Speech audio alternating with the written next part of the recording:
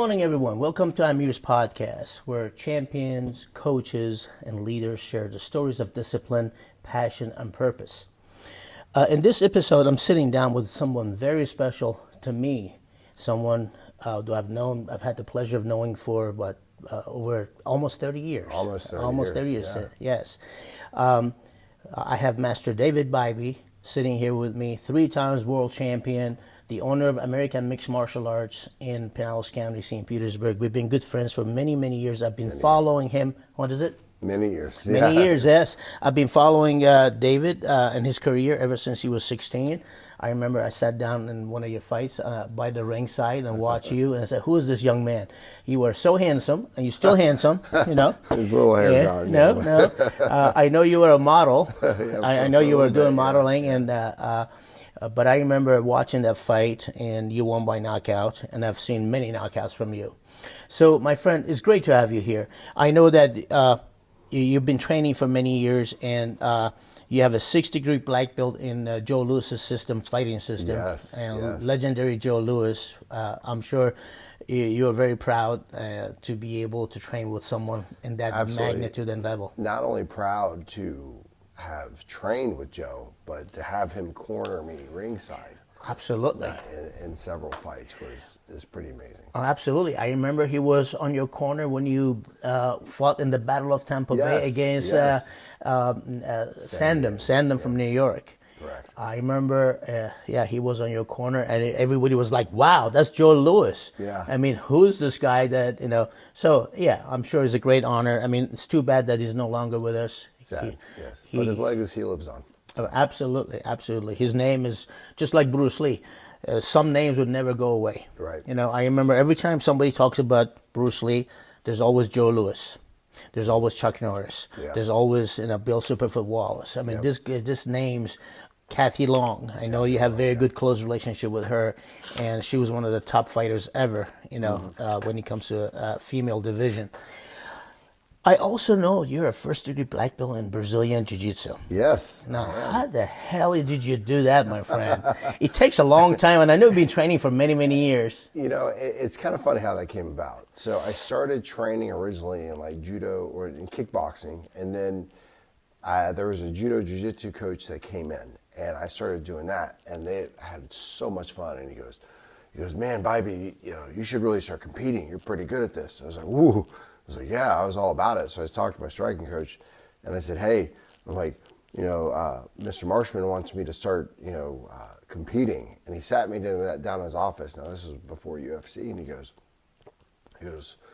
"You can be great in one or mediocre in many." This is before UFC started in 1993? Yes. Wow. So, and he goes, "You can be great in one or mediocre in many. It's up for you to decide." And I was like, oh, man. I was like, okay. So it was at that point in time, I didn't stop, but it wasn't at the forefront. And, I would play, but I really focused heavy on kickboxing. And then I would play after I stopped fighting, I continued to do jiu-jitsu, no-gi for many years, probably about 15 years, but just nothing serious. And then I started a jiu-jitsu program at my gym. And I didn't feel confident enough to teach gi jiu-jitsu. I never put a gi on in the day of my life, but I knew enough good jiu-jitsu to teach an MMA program. And so I was running through Brazilians left and right, and they come in, they'd be great, and then they say they want half your program. And I was like, "For what? 2 hours a week?" I'm like, "No, you're not going to get half my gym, And then they would leave or try to take all my students, and it was just, it was just a bad thing. And then finally I came across a really good professor, Yuri Debs. He was fantastic. He was with me for 2 years, and great guy. I didn't even know he traveled an hour and 15 minutes to come to me 2-3 times a week. I had no idea, but he was always there. And he's like, "I'm sorry." He gave me a good notice. He's like, "My school's opening up in Spring Hill, and I'm sorry I have to leave." And I was like, "I get it." It was at that point in time, that was my sign. I was like, "I like this guy. He's good. I just need to go ahead and just do it myself. I can't rely on other people." So reluctantly, I put the gi on, and I absolutely fell in love with it. Absolutely fell in love with it. And then I would train with him privately about once or twice a week, and then I would go up there every Friday and roll with his students and take the class on Fridays. And over the course of 7, 8 years, I was able to kind of produce and move up and get to where I am now. And then I changed professors because he moved away. Vicente Jr. is a world champion in the same lineage that we have. He's a 5th degree under De La Riva himself. And so I've had the luxury to train with him, and he promoted me to my black belt. So, wow, well deserved. I mean, you've been training off and on for what, 30 years or so, and then over 30 years, and then you pay your dues, because we all know that it's not an easy thing to get a black belt in Brazilian Jiu-Jitsu. I mean, it takes years. I've had the same problem you had. I've had many Brazilian Jiu-Jitsu instructors have come to my school that I hired. Within a month or two, they thought they owned the academy, and so for me it was laughable. I said, you know what? I wasn't born yesterday. I paid my dues to be where I am, and you're not gonna own my academy. You're working for me. So I have to go back and forth so many times. I love Jiu-Jitsu. I love ground fighting and grappling. Until I finally met Rob Kahn. And Rob Kahn, of course, we all know he's one of the legendary coaches. Everybody knows him. And I need to come up here and train with him. You would absolutely, I'm telling you, you're going to love this guy. Not only he's a great instructor, he's a great human being. He's a good person, down to earth and very humble. You would love it. Knowing your personality, you would love this guy. Anyway, my friend, you've done so much in your life. You have achieved so many things. 3 times world champion. I know you traveled to France. You've traveled to England as well. Is that right? Tell me about your background with your fighting, and then, So I was blessed to come up with good trainers. I have to give credit, even though reluctantly. I started with Jim Graydon, and he was under Joe Louis. And so he's the guy that actually got me involved with Joe. So I was blessed in where I started. And it's kind of funny how it did start, because it was a traditional element of martial arts, kickboxing, karate, taekwondo-ish hybrid. We did fighting with forms. So I guess that's the way you would call it back then. But so I was probably about a red belt, and I came up, and I went into his office. I knocked on his door. I said, "Sir, can I talk to you?" He said, "Yeah, come on in." And I said, "I want to be a world champion. I want to be just like you. I want to do this, that, and the other." And I don't even think he knew my name. He goes, "Yeah, whatever." He goes, "Talk to me when you're black belt." And I was like, oh, because it took a lot for me to go in that office at that point in time. And so I was kind of like, I was like, all right. But then I told myself, I was like, I'm gonna make a black belt, and then I'm going to tell him again. And so I trained, and then the night I got my black belt, we had like this speech type thing we had to do. And in my speech, I kind of told my life story up until that point, and how it was going to come about. And it just seemed to be meant to be what I was doing. And, I said, I want to be a world champion. And then he started training me. Then the following week, we started training and daily and working out, and then I started fighting locally in tournaments, and then that turned into like amateur kickboxing. I had a wonderful opportunity to fight on your card, which was one of the most amazing fights I've ever been a part of, back when the Bayfront Arena was still around. It was amazing. It was a big event. Yeah, it was a great event. It was on TV. It was wonderful. This guy knows how to put on a show. Thank you. There's no better person in the business than Thank you, in sir. my opinion. Appreciate and I've seen a lot of shows. I mean, I'm the head coach for the U.S. Olympic kickboxing program, and so I'm traveling the country already, and nobody puts on a better show. Thank you, sir. You put on he puts on the best show. So I had the opportunity to then, step up my game and fight internationally, and I started fighting internationally and starting, earn a little bit of money, nothing major, and I had an opportunity. I fought in Paris, I fought in Germany, I was over in England, and had a chance to fight all these different areas, and it was amazing. I remember you have, of course, 3 world titles. That's huge.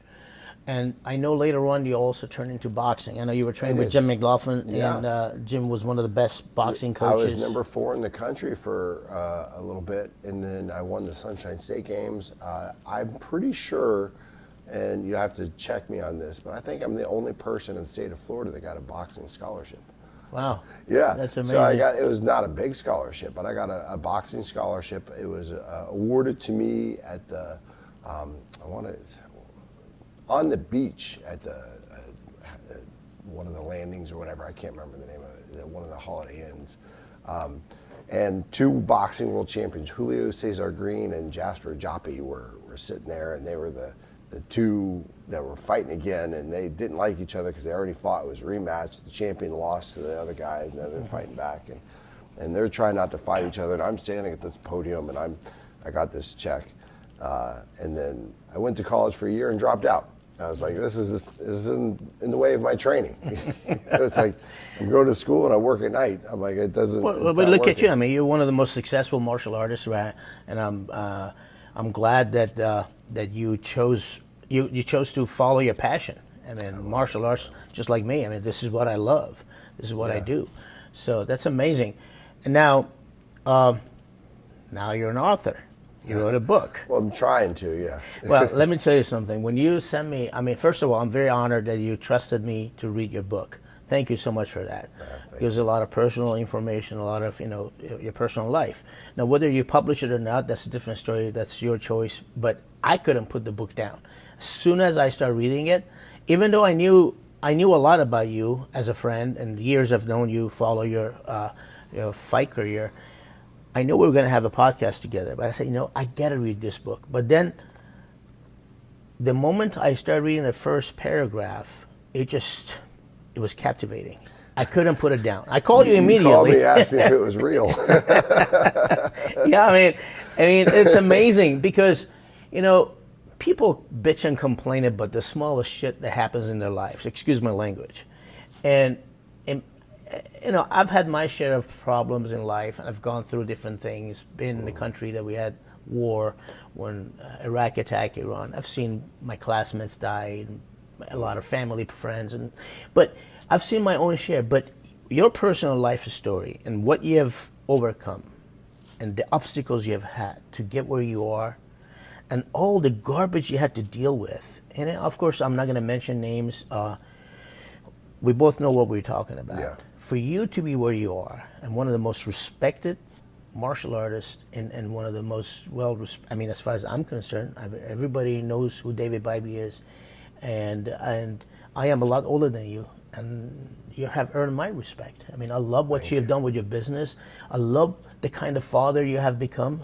I love the way you love your son. I never forget the moment when he won the world title. You crying. Yeah, I have pictures of it. I didn't want to embarrass you. I would put them on the Facebook. No, but I just loved it. I love what you have done.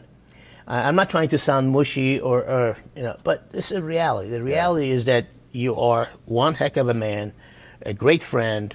You have always supported us, supported the Battle of Tampa Bay. You supported the Academy. And of course, it goes vice versa. I mean, I'm honored to have you in my life as a friend. But tell me about your son. I look at your son. I feel like I'm looking at you. Man. He's like a copycat of you. He is.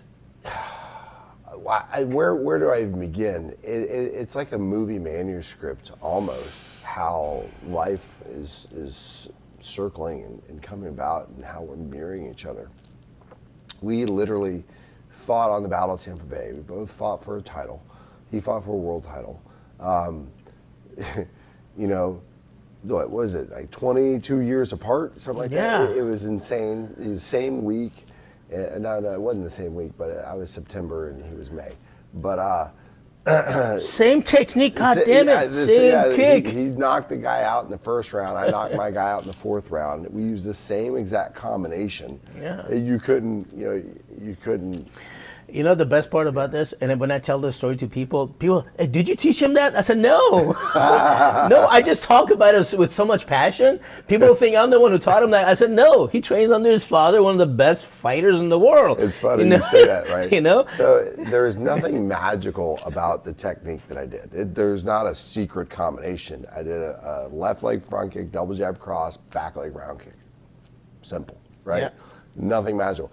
I got a message from people we won't name, like, oh, where did you learn that technique? Like, a front kick, 1-2 round kick? Yeah. Anywhere. You know, it's like they copyrighted that technique. It was like, come on, really? Yeah. It's insane. But yeah, it was, man. And then let's even do this. So we mirrored each other there. Not only did we mirror each other for the Battle of Tampa Bay, so I fought in Yugoslavia in the World Championships over there, and I was honored to represent Team USA back in 2001, just after 9/11. So it was insane, November, and so I'm in Yugoslavia. I'm fighting over there, and there's 64 countries, 1,000 competitors. I'm fighting my ass off every day amongst I'm having all this kind of personal turmoil at the same time.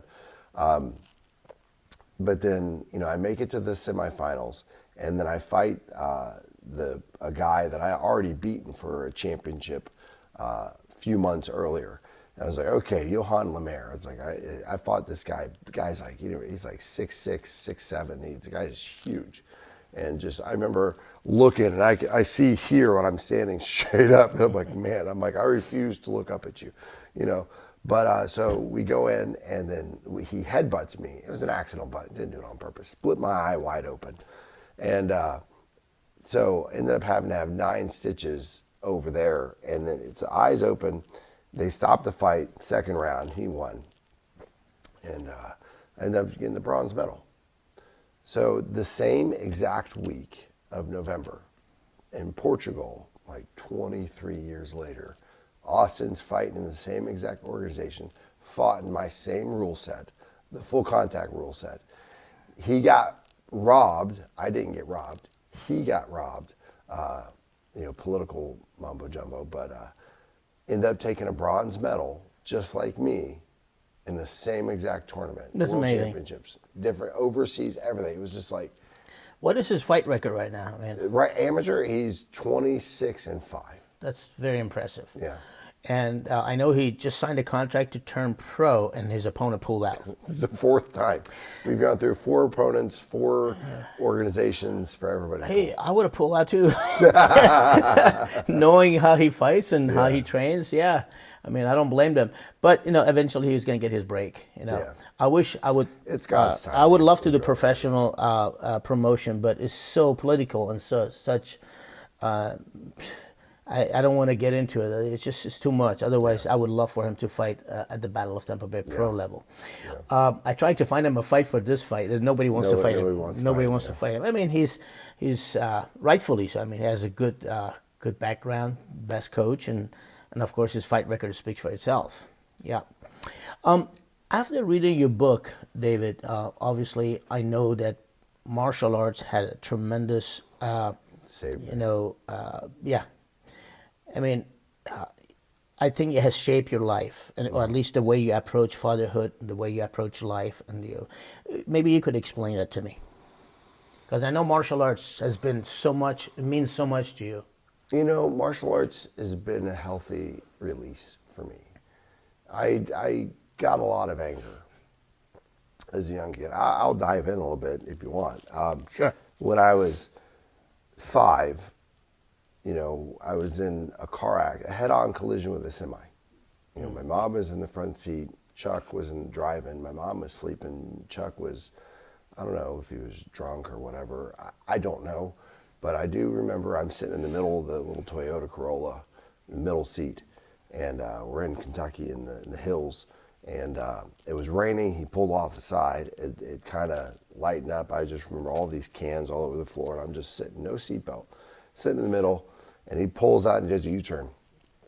As he pulls out, a semi is coming across the opposite lane and smash, head-on collision. So I don't know what happened after that. I somehow flew out the back windshield or I crawled out. I don't know. My mom and Chuck were both ejected. I assume I was ejected too. I had one scratch on my forehead. That was it. And my mom was face down in the gravel, just repeating our phone number over and over and over and over again. Chuck's whole right side, because I guess he reached back and shoved me back, and I guess it ripped his arm off somehow. And the helicopter ended up coming. He died on the helicopter. Chuck died there? Chuck died, yeah. And I remember walking down the road and with my thumbs up, like hitchhiking, and I'm chewing on a piece of the car. I had a piece of car in my mouth. Yeah. And I'm like chewing on it. I'm like hitchhiking, and for God is what I was saying. For God to come pick me up is what I was saying to the people. And just weird things you remember, you know. And then I remember being in the ambulance and driving, you know, and the paramedics had me in the front seat, press this button, press that button. And I'm like pressing buttons, and I hear my mom in the back just screaming in pain, you know, like just screaming, and where's my baby? You know, it was really gut-wrenching. Yeah. Get to the hospital, whatever, and I was fine. And my mom was paralyzed for years. She ended up getting a little bit of recovery. But that was kind of like a start of life. Life was no longer the same after that. Yeah. It was different. Yeah. And I had an abusive grandma, and my mom's mom hated me. Absolutely hated me, and I don't know why. Just hated men. Loved my two sisters, and she would tell me every day, "I wish you died so I didn't have to take care of you." Wow. How would you say that to a 5-year-old? Especially a grandma. And, you know, yeah, my grandma. Real right? grandma. And then she would just, it was just miserable. She never laid a hand on me, but she tortured me. That makes sense. Well, that's worse. I mean, to me, sometimes words are worse than somebody punching you, you know. Yeah. You know, so. But it's kind of, the abuse she gave me molded me, and she would make me get up at weird hours, go to bed at weird hours. My dinner, she would make these elaborate meals for my sisters, and she would open up a can of raw spinach, slop it in a bowl, and just slide it. That's what you're eating. And so for a long time, I couldn't eat. I had a thing against spinach. I just couldn't touch spinach for years. It was like, not touching that.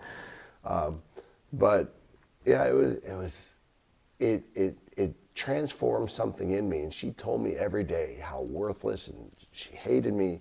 And in my mind, I was like, watch what I will do. Watch what I will do. You know, and I started, and my mom ended up meeting John years later. There's a whole bunch in between that, but fast forward to meeting John. John, not the nicest of humans, but I love him. Mm-hmm. You know, the guy is, I guess his love language was just workhorse, you know, because he would work 3 jobs to support a kid that wasn't his and a disabled wife, you know, and I think he had a big resentment towards us because he was in the Navy, and he got an honorable discharge because they were going to send him away for 1.5 years in the sea, you know, out to sea, and he couldn't do that because he couldn't leave us, and so they let him leave, and I think he forever. Yeah, I read that in the book. Yeah, he hated us for that. I believe it. Yeah. But yeah, so him telling me I'm worthless. Yeah, he was another abusive person, so it was just this whole thing, whatever, and it just made the spark in me. It's like, watch. But look at now. I mean, yeah. I look at the end result. Martial arts saved me. And that's what I'm saying. You know, I mean, I believe martial arts had a huge role in shaping your life and the person you are. As I said, one of the most important things that I admire about you is how you treat your son. Yeah. How you treat your son. I also know that, you know, you've gone through some turmoil with marriage and ex-wife and stuff like that, not to get into details, but that all by itself, I mean, it was just another chapter of sadness and struggle and stuff like that. But not to, let's turn it just to positive things. Yeah. The positive things that you're sitting right here.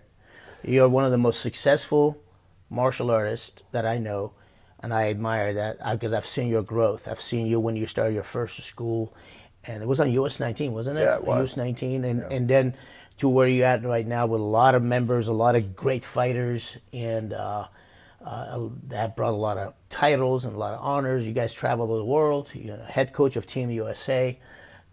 You've done it all, my friend. You've done it all. And don't you agree also in Florida we have some of the best martial artists? I would agree. We have some good talent down here, for sure. You have a lot of good kickboxers from the, Eric Marshall was here, a couple of weeks ago. Good fighter, great 5 times world champion as an amateur, twice as a pro. I had Orlando Rivera here, I love Orlando's another nice young man. I call him a young man. He laughs at me. We were sparring partners for a while. Yeah. And great fight. Now I have you, and I have what was his name? The boxer Tarver. Antonio Tarver coming to the show in a couple of weeks. That's awesome. I'm excited about that. That's cool. Yeah, that would be great. But let's go back to the business of martial arts. It's a grind. We know that. we know we have our challenges in the business of martial arts, but we also know a lot of people think that in order for you to be successful in the business of martial arts, you have to sell your soul. 99% of people do that. But we don't. No. I know you don't. I don't. We don't sell belts. We don't sell promotions. We make them earn it. I've seen your tests. I've seen the way your fighters train and fight. You have some of the best, most skilled fighters I've seen in the amateur division. And so I think the key for me, at least, is to be there every day. I live in my gym, pretty much. Yeah. The reason I've been married and divorced so many times is because of this. And thankfully, I have a wife who understands right now what I do, and she respects it. Tell me about that. I know you're successful because you work your butt off, not because you are doing anything. Well, the gym is more home than home is. Honestly, exactly. Home is where you just get to spend, is where your bed is, and you just get to go home and maybe sit for an hour and go to sleep, wake up, and do it again all day. You're gone all day. And you just completed your home life by getting married to Mary. Yeah, I did. Congratulations on that one. Thank you. Man, you guys surprised the heck out of everybody. We did. I called Mary the other day. I said, and she's so funny. She answered the phone. I said, "Let me tell you something, my friend. I want you to know that I saved your name on my phone way before you guys got married to Mary Bybee. Now you are Mary Bybee." There you go. Seriously. I always, because I know you guys are dating, and I know she worked for you and she worked with you, but her name was always on my phone, Mary Bybee. And people say, "Are they married?" I said, "No." She's been a lifesaver at the gym, too. She is amazing. She's amazing. She's an amazing human being. I'm telling you, you're a lucky man. Very. She's a beautiful lady and a wonderful, caring person. And she would genuine. She would go to a battle for you. That I can tell you. Yeah. And she's such a joy to work with. Yeah. So every time I kind of get a hold of you, I call her. Just stay on her good side. I am. I mean, I don't mess around with her. So no, it's so funny is that if I cannot get a hold of you, she's the person I call. Yeah. Because I know you're busy, and a lot of times you're teaching, you're on the mat. I call. I said, "Mary, I know he cannot answer the phone. Could you tell me what is the weight for this fighter, or what is the height for that? Can I get a picture?" She is so wonderful. She's always very generous with her time. She always helps me out. Well, my friend, it is just a great honor to have you here. I want you to tell me about the next generation. What would be your advice? Your legacy, learning from what you have done. What message do you have for the next generation? There's a lot, right? I'll try to streamline it. Number one, most important thing, if you want to be a competitor in any level for any sport, not just martial arts, basketball, football, soccer, it doesn't matter. Even just be a competitor in life, right? Get a good job, go to school, whatever that is. You have to find your why. What is it going to take for you to get up when you don't want to? What is it going to take for you to put the work in when you don't feel like it? What is your why? What is it that's going to take you to get up and go do what you got to do when everything is against you. You're sick. You don't feel good. You're tired. You're sleepy. All these, things. Something's got to push you, because that's the difference between that top 10% and the rest of the 90%. That top 10% have a why that makes them get up. That top 1% has the why and the will to do it. And you will not tell me I cannot do this and watch me do it. But you have to find your why. That's the most important, right? And then the other thing that I'm really a big preacher on is how you train is how you fight. How you fight is how you train. Exactly. Not just in the ring, but in life, right? What does that mean? Well, if you want to be in the ring, everything you do, you don't rise to the occasion and say, oh, I'm going to be this way when I fight. You fall to your highest level of training. So whatever you do the most of, whatever you're putting the most reps in is what you're going to replicate and do. For example, basic, and this is a big thing the Team USA just doesn't seem to understand, is when you fire pads or hitting pads with somebody, bah, bah, bah, bah, boom, you take a step back, you wait, you stand there, and then you do it again. You take a step back, you wait, you stand there. What are you training? You're training the technique, but then you're training to step back and wait for the return. You don't train one way and expect to do another. So I'm constantly focused on hit the turn, hit the combo, hit the technique, change an angle, use motion, move your head. Whatever it is, you're moving, you're firing, you're moving. You're not just standing there. So that's something huge for athletes to understand too. You want to be able to replicate everything you want to do. And here's a funny story if I have time for it. Of course, we have plenty of time.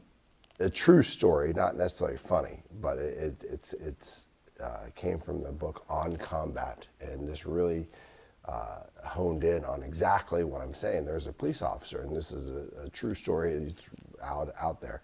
Police officer was really good at, he would practice on everything and everybody he knew. Here, take this gun, boom, he'd disarm it, right? Disarming everybody. He'd disarm, hand him back, right? Disarm again, hand him back. Pull the gun on me, boom, disarm, hand it back. So they got called, him and his partner got called to some type of a violent type of situation, whatever, at this convenience store. So they go in, he turns the corner, and all of a sudden, boom, the perp draws a weapon on him. So what did he do? He quickly disarmed it, and then he handed the gun back. And they were both, they both couldn't believe it. Luckily, his partner came by and bam, shot him, right, when he had the gun. But that's a case in point of how you train is how you fight. Exactly. If you constantly train and then give it back, you're not even going to think about that anymore. Yeah. That's how you do it, right? So that was a wonderful story from the book On Combat that I'm currently listening to and reading. That is really honed in, how you train is how you fight concept, to the minute detail. That's a great lesson. That's super important for any athlete, to focus on. I noticed something recently that you like guns. I do, yes. Yeah. I saw your collection and I see what you've done. I do, yeah. And I try to be John Wick. Yeah, you are. Except you're real. You're a real fighter, real. And I know I'm kind of jealous. Some of your guns are better than mine. Now, I thought I had a lot of cool guns, but it seems like you're catching up. I've turned into this woodworking, deal where I've kind of enjoyed now as a hobby. I build stuff. So I built from scratch, right? I assembled, I created a bookshelf, and I turned it into a hidden door. So I got a hidden thumbprint thing on there. You beep, and the door click, and you swing the door open. You have no idea saw it's a door. Yeah, I saw the picture. I mean, the video they sent me. And the other day you were in the shooting range, and I call you. You were shooting, and then you call me back. Yeah. That's how often do you go shooting? Not enough. We got to go together sometime. I would love to. Yeah. I would love to. I actually have a tactical training program that I'm developing called American Tac House that'll be starting up beginning of January. Fantastic. So. Yeah, that's That's what we do here. We have a firearm class here. Yeah. You have a couple of instructors that I've trained. And mine's going to be with a twist. That's awesome. I don't want to say it here because somebody will steal my idea. Nobody's doing what I'm doing, but so I'm excited. But I love it. I mean, this is part of what we do. It's I mean, real life.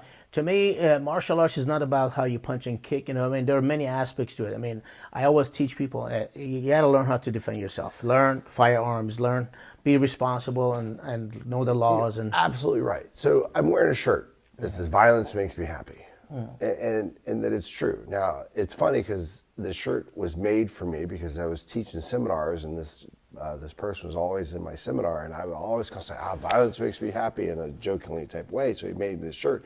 It's actually really cool. And now it's like my seminar shirt or whatever I do, I wear the shirt. And everyone's like, oh, where can I get the shirt? But then somebody asked me, they go, well, why? They talked about violence in a negative sense. And we had an earlier conversation about this too. It's like there's good violence and there's bad violence. Exactly. Bad violence is just crime. But violence makes me happy because, Marcus Aurelius, a great Roman emperor, general, he said, his quote was, to know peace, you must be capable of great violence. Absolutely. If you're not capable of violence, you will never know peace. You're weak, right? And my adaptation is you are not just harmless, you're being controlled. So violence makes me happy because I can do violence, but I choose not to. And that goes, I'm a religious person too. That goes back to Matthew 5:5, right? What is it? The meek shall inherit the earth. Well, what does that mean? Not the weak, not the timid, not the people that can't stand up for themselves. The people that have a sword but keep it sheathed. Those are the ones that will inherit the earth. So that's why violence makes me happy, is because I can protect myself, I can protect my family and my loved ones. And that's why I'm happy. I choose it for the good. And that is important. I mean, a lot of people don't understand. I mean, I love the way you explain it. I always tell people we have two types of fighting. Yes. One is a competition fighting that you have done, and one is a real life fighting. Correct. Which I don't call it competition. It's a battle. There's no judge. There's no referee.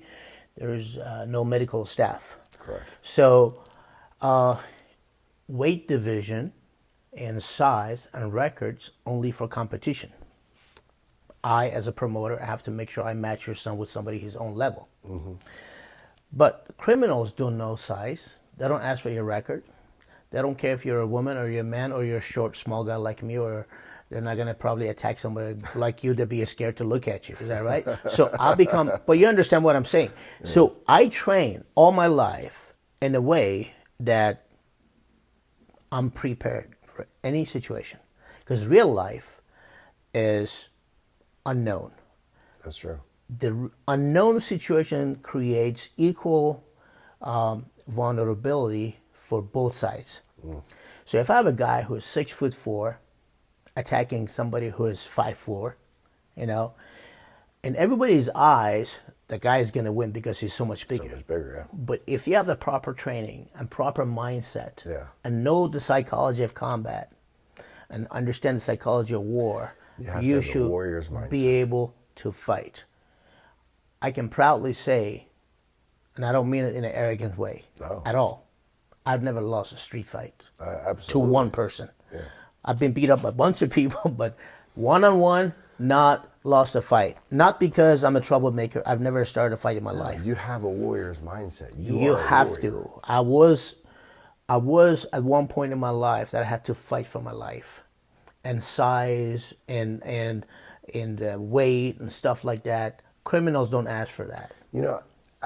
You're touching on a topic here that I'm a big fan of and a firm believer. And I've said a couple times, the warrior mindset. I think that's what the people of this era are weak mentally. And I don't mean that in a bad way. Like, they're soft, right? Yeah. Well, soft. It's the Gen X versus Gen Z. There's a difference, type thing. It's a reality. There's reality.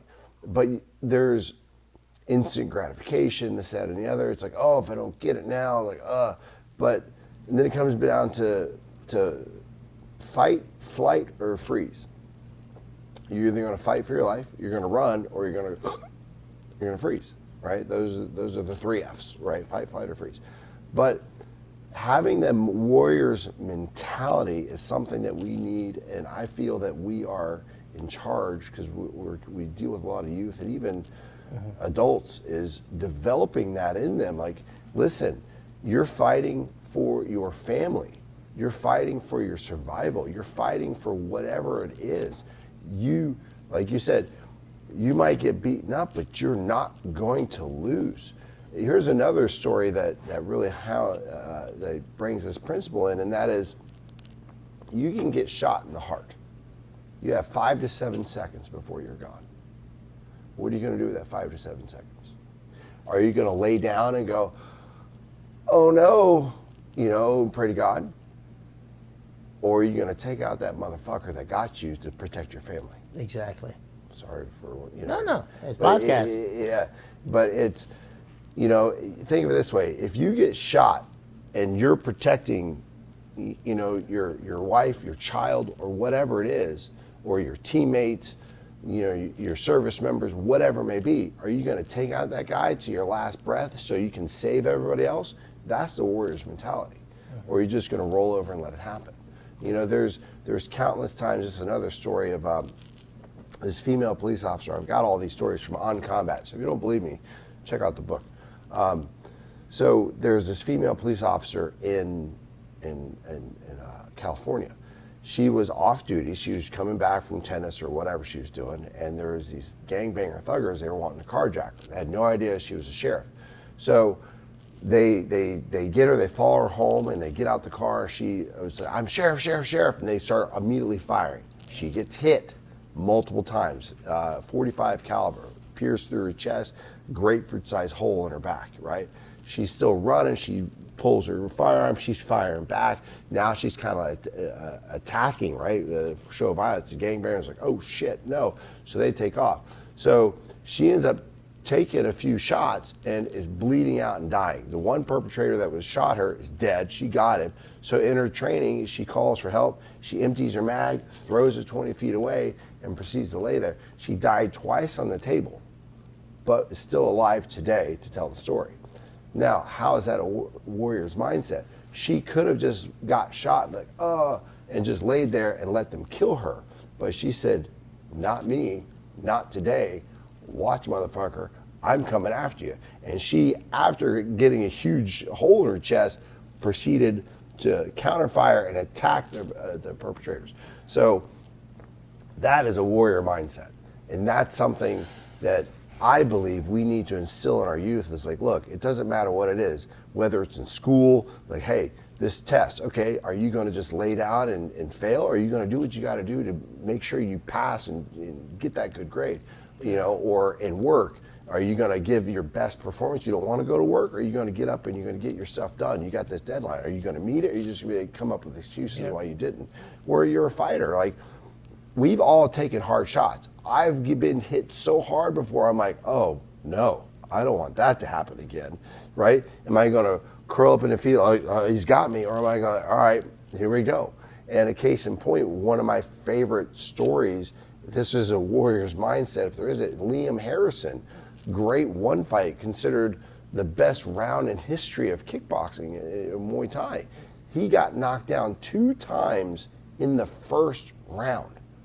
Usually, and agree or disagree with me on this, once an opponent 9 out of 10 times gets knocked down, they've lost the fight. Exactly. Because, mentally. Mentally, they're gone. Once your will is broken, you lose 100% of the time. You break their will, you win the fight.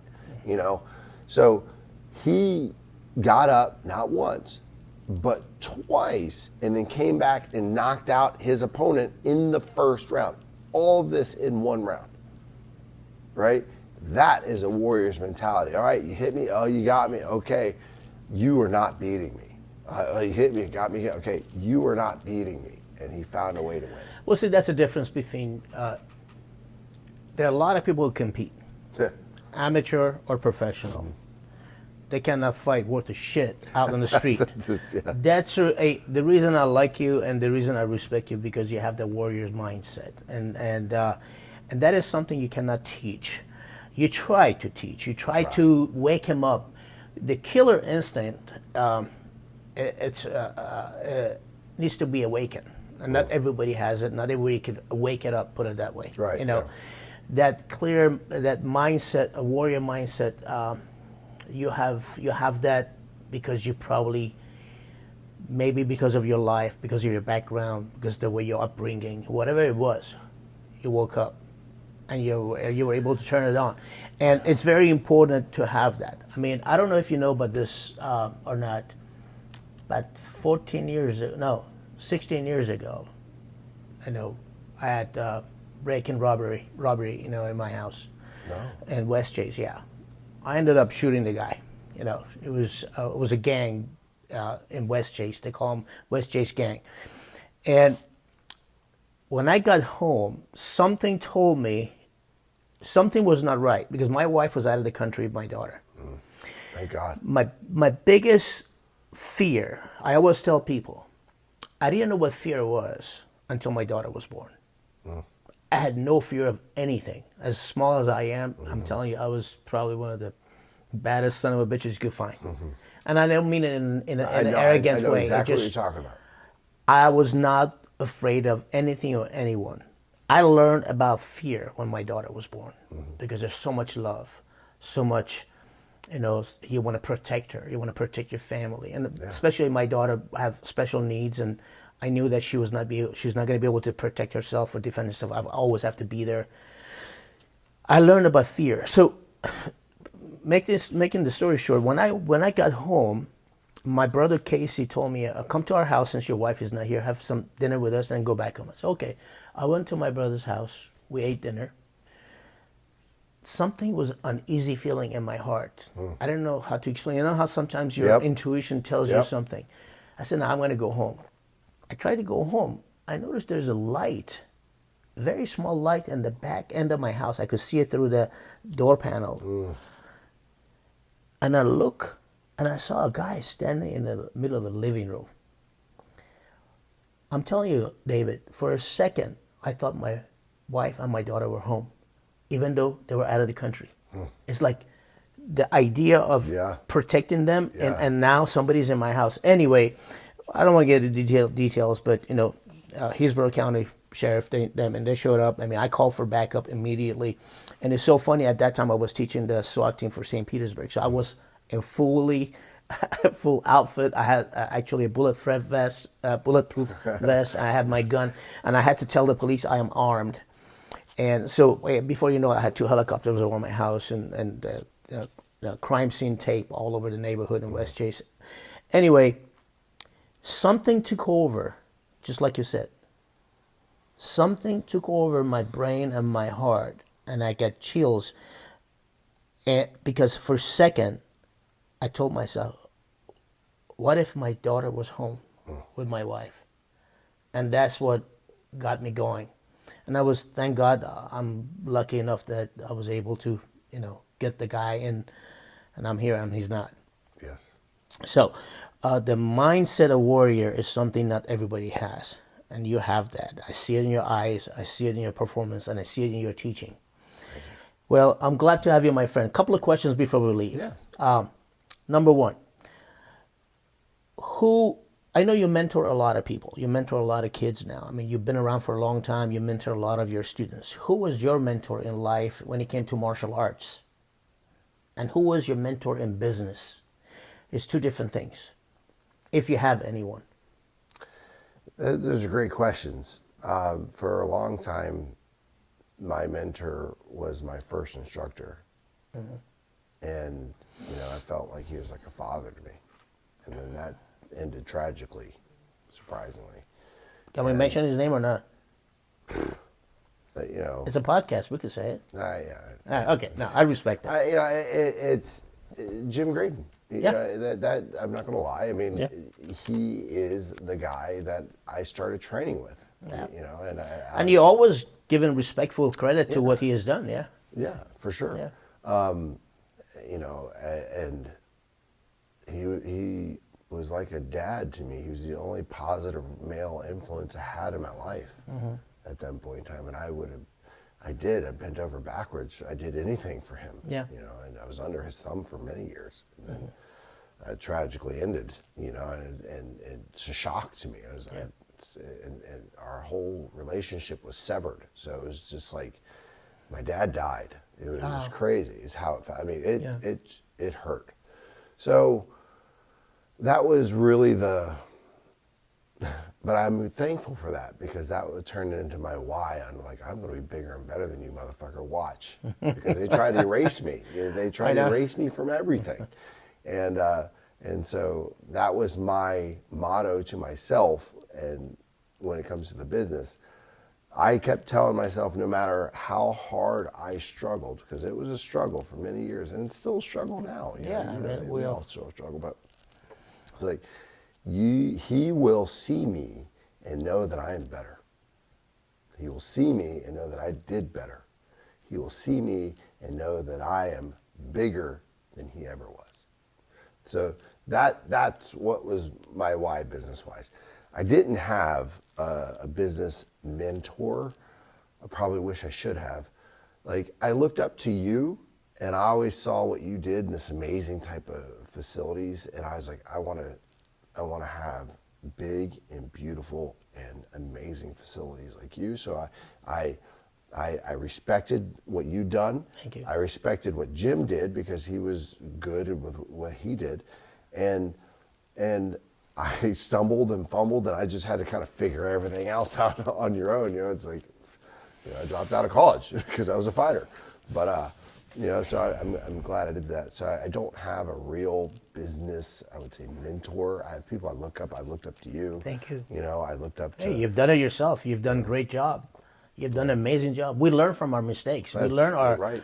I mean, I think our mistakes and our failures are our number one teachers, in my opinion. You're not losing unless you're... It's never a loss if you learn. Yeah. My father taught me so much. My dad used to work for a company, Pfizer, the pharmaceutical company, back in Shah's regime years ago. He was the number one salesman in the world, blah, blah, blah. My father, when they had a huge seminar in Iran, I was just 3, 4 years old. I was a kid. And later on, he told me this story, which was very emotional for me. My father, being a number one salesman, they were going to give him a house, a raise, and send him to the United States, because Pfizer was a U.S. company. He quit the night that they awarded him, and they honored him in front of people, thousands of people. And his boss went to him and says, "Are you crazy? Why? Why are you quitting? You just became number one. He said, "Can I explain to you why?" He said, "Yes." He says, "It's time for me to go on my own. Because no small plant would ever grow under the shadow of a tree." And when he told me that, as a kid, I couldn't understand. Later on, I mean, I get chills. Yeah, that is... He went on his own, opened up his own business. He failed 3 times, went bankrupt, and then he opened back up again. And then he became the most successful businessman back then in the 1970s, right before the revolution. He opened up one of the biggest import-export business. He used to bring shipments from the United States through Brazil and Peru, taking soya beans and you know, for farmers back in Iran. $1 million, $2 million a shipment. Wow. He became extremely successful. This is the man who failed 3 times, you know, and went bankrupt. And so I always try to follow that mindset of my father. And I just appreciate when I see a good businessman like you, and I see a person like you who fights every day. Every day is a battle. I always tell people, like you said, we still have struggles. We have different level of struggles, but we still have struggles. We still have to be here every day to make this business work. That's fantastic, man. I'm so proud of you. So proud to know you, my friend. You're an awesome man. One last question. Yeah, of course. This is a funny question. Okay. I ask every fighter who comes here, do you consider Chuck Norris a real fighter? Did he ever compete in a full contact kickboxing? So here's the question. Like, could he... It's actually a really good question. And here's my honest opinion of that. He was a real fighter in his era at that point in time. Thank you. Right? So the kickboxing, well, not kickboxing, but the point fighting they did in the 60s, 70s was like full contact, you know, so it was pretty gruesome stuff. They kick each And it was a world champion. Yeah. So he was very good at that. He never, to my knowledge, tested himself and evolved the sport like Mr. Lewis did in the ring, you know, and evolving it that way. So I do believe Chuck Norris was a good fighter of his era. And like Bill Wallace. So think Bill Wallace. Bill Wallace is a phenomenal world champion, but he's never evolved. He is stuck. The same style of fighting. He's stuck. His style of fighting is not evolved. Therefore, like he wouldn't be able to do what they do today. No, it's impossible. Unlike Mr. Lewis had a system, like a systematic approach. And so that's why I feel I'm so successful in what I do, is because it's not just a style, it's a system. How you approach fighters and how you approach fighting itself is a systematic approach over just a stylistic approach. Styles can be beaten, systems can't. Exactly. You know, so so you have to evolve with time. You have to. That's the best way to look at it. So, Jean-Claude Van Damme, do you think he's a fighter? No. Steven Seagal? No. Good. Can't stand him. Can't stand him. They're movie. He's such a they're prick. good movie people. But, Michael J. White. I don't know enough about him. Maybe he did tournament stuff. I don't know. He But did I tournament stuff. I don't consider him a fighter. No, he talks a lot of shit, man. I cannot stand listening to this guy. According to him, nobody's a fighter. According to him, it's like he puts everybody on. And he said, I was listening to one of his podcasts and one of the interviews that he says he would get in the ring anytime in the cage with any of the UFC fighters. I said, yeah, I like to see that. Yeah. Anyway, man, it was a wonder. I don't want to even end this conversation, but I know you're busy, and I hope you have a wonderful weekend, my friend. Give my love to your wife and family. I will. Say hello to Austin. I'll see you guys at the fight. Battle of Tampa Bay coming up November 8th. Master Bybee is bringing 4 fighters. Can I make a Of plug? course, yeah, please. So not only is my son an amazing fighter, you know, world champion and pro level, and will be the king of kickboxing one day, but he's also an amazing content producer. So if you need films or anything like that for you fighters, you want reels or anything, any type of stuff, look up Austin Bybee, and he'll be your man to do your stuff. I have a recommendation. You know me, I love to support businesses, Yes. and I love your son. He always calls me Uncle Amir. Yeah, you are Uncle Amir. Bring him to the weigh-in. I want him to meet the fighters. Tell him to bring his camera. Okay. Also, if he wants to bring a camera at the night of the fight, I want to introduce him to the producers of the show. Yes. So it's a great opportunity to get to know a lot of the sponsors and get so you could advertise his business and what he's trying. I love to give him the opportunity to do that, and if it's okay with you. Absolutely, 100%. Yes.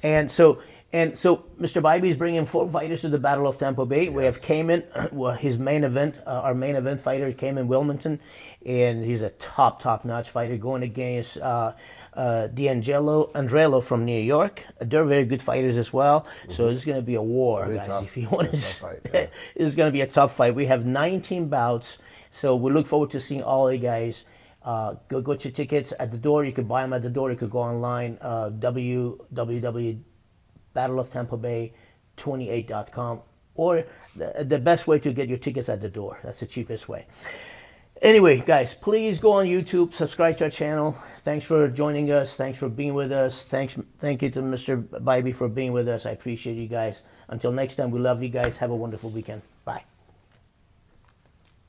Thank you, my friend. Of course. Hopefully that was good. This was my best interview so far.